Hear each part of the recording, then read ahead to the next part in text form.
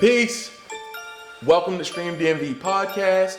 I'm here on a new set. This is Karim on the stream. As you can see, we're getting real comfortable right here. We're chilling out. We got the new couches. We got the new setup right here in the original Iron Crown Production Studios in Baltimore, Maryland. And I am here with the wonderful, talented, amazing Miss Geordan Briscoe, director, producer on Stream DMV with her. On Stream DMV. And Stream DMV. Yes. All right, cool. Here looking dope and everything with the glasses on. So could you tell me a little bit about your project on Stream DMV, 70? Yes, I can. So 70 started as an idea for a photo shoot.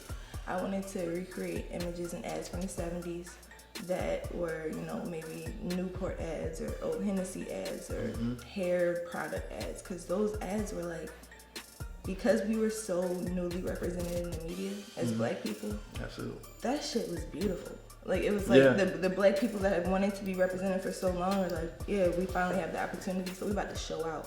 So the skin and the hair and everything was just so, the fashion especially, was so on point that I'm like, I want to embody that somehow. So it was supposed to be just a photo shoot with 13 people, and word traveled fast. I shot it in LA when I was living there, All-Star Weekend on a Sunday morning, 6 a.m., and 30 of my friends actually showed up.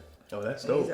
I definitely would say that I think it's still a lot of work to be done, but I think the power that I have as a black woman is the ability to be a chameleon.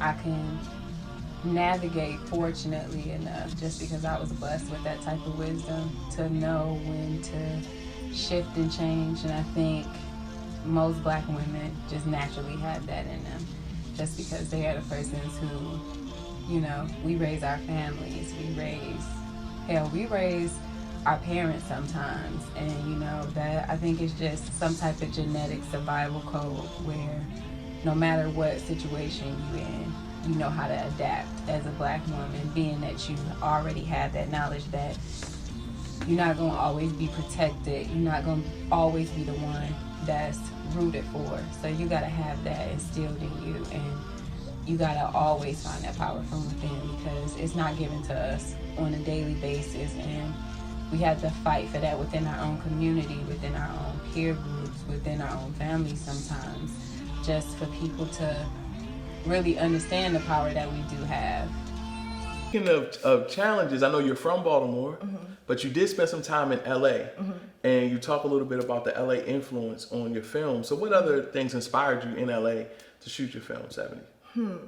Well, I wouldn't even just say the things in LA that inspired me, but I just think that representation inspires me. When I think of like all the different kinds of blackness that exist, the weird blacks, the nerd, what we would call the nerdy blacks, or the alternative blacks. I would consider myself an alternative black. Okay, so what does alternative black mean? Alternative black to me means someone that has, by and large, from the aspect of the community, like unconventional interests. I don't find them unconventional. I find them natural to me, but just certain kinds of music that are outside of trap or rap or R&B, or going on certain trips or going to certain concerts or venues, or just interest in general that would be adjacent, but not necessarily in line with what the rest of our peers may find interesting, or not even our peers, because we attract ourselves to people that have common interests, but like maybe the people we grew up with, like they all kind of, even though they're unique in their own ways, which I don't take away from, they all have a lot of uniform interests. And I feel like, it doesn't make me by any means better or more advanced or behind or them behind at all, but it's just the things that I find interesting or fun or entertaining are maybe just a little bit off kilter than what most of the people around me. Touch you, babe. I just wanna touch you, babe. I just wanna touch you, babe. I just wanna touch you. I said, I just wanna touch you, babe. First time I got my heart broken, I probably was like a real heartbroken was like 17. I was dating this girl. She was a couple years older than me. She probably had me about like 2-3 years. She ended up like dating my cousin's cousin. Well, basically not dating. She ended up having sex with my cousin's cousin. I found out. And I was with the girl for probably like 2 years at the time. So like 15 and 17. So that's that time like when you like coming into so she kind of put you on to certain stuff emotionally. Exactly. And like she matured you. She matured me. She showed me that nothing. She showed me that honestly, like nothing was mine. The creator that inspires me to keep going is this dude by the name of something Nance, Terence Nance. He has a show on HBO called Random Acts of Flyness. Okay. I don't know if you're familiar. I have you not. should get familiar because that was one of the first shows, not the first, but one of the ones that really impacted me. When it shows representation of all the new age types of blackness that exist, things that are no longer antiquated, things that are no longer slaves to, you know, societal norms and what our parents or grandparents think, you know, like as far as sexuality, as far as fashion, as far as the topics that we speak about, as far as healing, you know, and I think that needs to be promoted more because we've seen so much trauma as it pertains recently to our people on TV and like that trauma porn thing is like crazy. It is. Like how many more slave movies can we have? Right. You know, how many more, and that's not to discredit what my ancestors went through because as much as we have stories to tell, I'm sure there's many different stories that to be told back then, but it's just like to be constantly reminded. I think it just kind of antes up the aggression, and it gives us another reason to say, man, that's why I hate white people. This is why I don't like white people. And even if we feel like that, I think we should just ultimately, I'm not on no all lives matter bullshit. No, don't get me wrong. Like, I'm Black lives all day, but it's just like, when it comes to the overall ease of your life, the overall, just when you go out, you interact with people, just, it's just important. It's like repeated trauma, you know, like you said, and it's like that trauma porn, and I think at times when people just want to see us, even in movies, they want to see us in reality get shot. They want to see us hurt. They want to see us hurt all the time instead of seeing love. It's the craziest thing. It's just crazy. It's really insane. And so, I appreciate you saying that. And so, speaking of which, I know that you have some projects that are coming up in the future, and I know that you're always definitely a future, you know, driven person. So, what are some things that you're working on right now? Well, the main thing that I have my eye and my brain on, I haven't fully constructed it.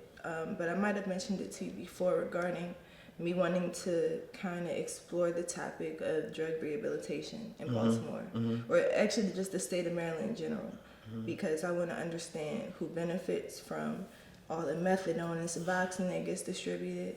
I want to know who is at a disadvantage on the addiction side, you know, of, you know, the certain systems that are set up, because like, for example, certain Suboxone clinics or methadone clinics, you have to report there every single day to get your dose, or you won't be well.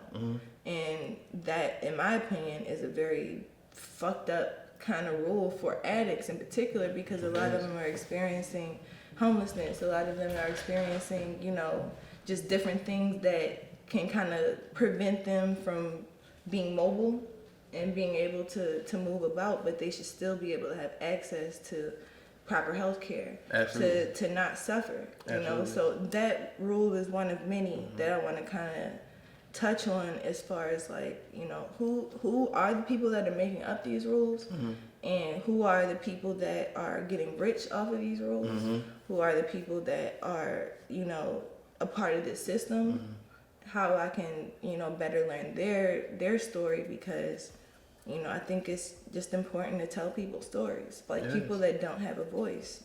And, you know, as I get older, I understand like just how not confident a lot of people are. Like, I was raised in a household where I could speak up on things that I don't agree with, or respectfully, but, you know, there's other people that were raised where as soon as you speak up, you're ostracized, or you're belittled, or you're minimized. So they don't have that ease with sharing at all.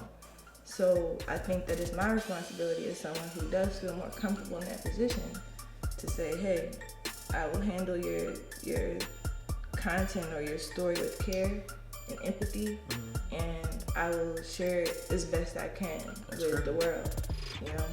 Absolutely. Beautiful message. So you can find out a lot more about Jordan, her film 70 that is on Stream DMV, some of our future projects that's coming out, www.streamdmv.com. Thank you for joining us on our new set. Thanks for blessing our new set with your amazing energy and just vibes and just yes, all things positive. Thank you. And follow me, Jordan at Geordan Briscoe on Instagram. Follow her. My name is kind of spelled a little weird. GeordanBriscoe. Get it right. It sounds like it's spelled perfectly. Just for you. It is. Absolutely. It is. All right. Thank you for joining us for this episode of Stream DMV Podcast. I'm Karim on the stream, and we'll see you next time. Peace. Peace.